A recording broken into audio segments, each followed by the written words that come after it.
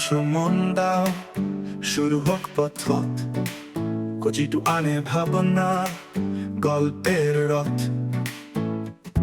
পড়াশো না জীবনের আলো, খুঁজে টু স্টুডিওস সঙ্গে রইলই।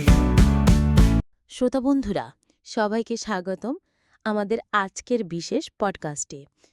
আজকের বিষয় আর্টিফিশিয়াল ইন্টেলিজেন্স বা কৃত্রিম বুদ্ধিমত্তা। হ্যাঁ, আজকের আলোচনা হবে অনেকটা যাত্রার মতো। আমরা শুরু করব এআই এর ইতিহাস থেকে, তারপর কিভাবে এটা বিশ্ব বদলে দিচ্ছে। এরপর আসবো বাংলাদেশে এআই আর বিশেষ করে অপটিচেইন নিয়ে, আর শেষে ভাববো ভবিষ্যৎ কেমন হতে পারে। এআই নতুন কিছু নয়।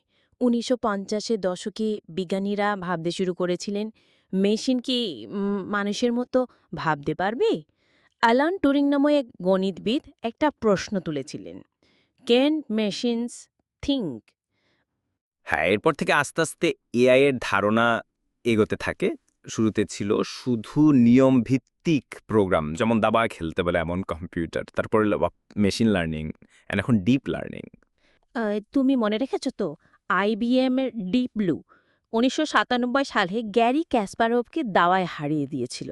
অবশ্যই। আর আজকে তো chat GPT, Google bird, mid journey, Tesla autopilot এসব এআই আমাদের দৈনন্দিন জীবনের অংশ হয়ে গেছে। এআই এর ধরন নিয়ে তখন অনেক কথা আছে। সহজভাবে বলা যায় 3টে ধাপ আছে। ন্যারোই আই, যেটা একটিমাত্র কাজ ভালো করতে পারে, যেমন ভয়েস অ্যাসিস্ট্যান্ট।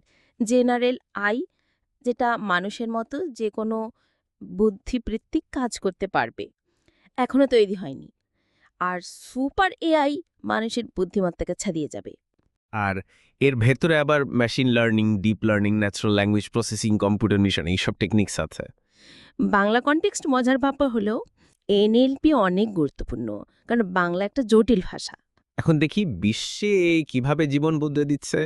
মেডিকেল ক্ষেত্রে এআই রোগ নির্ণয় করছে, ট্রান্সপোর্টে সেলফ ড্রাইভিং কার্স, ই কমার্সে আমাদের জন্য সাজেস্ট করে, কৃষি ক্ষেত্রে এখন ড্রোন উঠছে।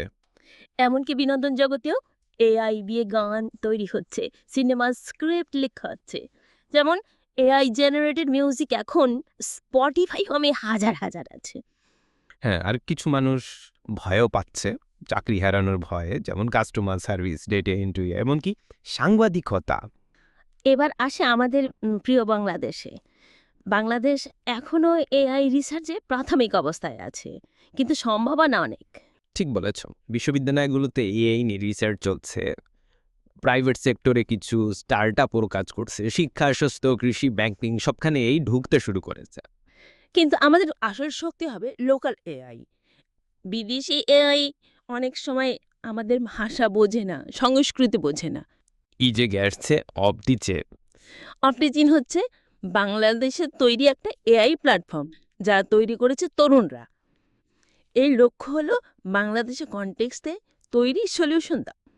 এইটার কয়েকটা শক্তিশালী দিক হলো বাংলা ভাষার জন্য বিশেষ NLP model, local market analysis, ব্যবসার জন্য শিক্ষা সহায়ক, ম্যাথম স্টুডেন্টদের জন্য অটোমেশন, ব্যবসায়িক কাজ সহজ করা।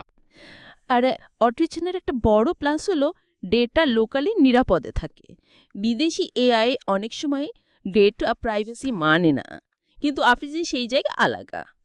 এটা শুধু একটা প্রোডাক্ট না, বরং একটা স্বপ্ন। বাংলাদেশকে এআই নির্মাতা দেশের রূপান্তরিত করার স্বপ্ন।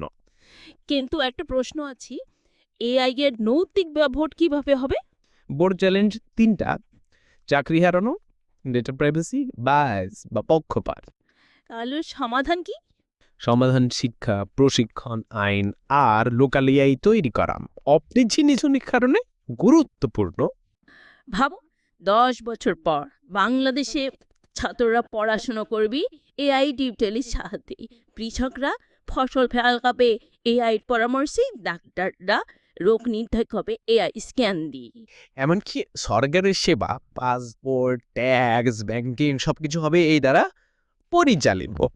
আর অপটিচাইন তখন দাঁড়াবে বাংলাদেশের জনগণের পাশে, আমাদের ডেটা ওদের দেশেই থাকবে।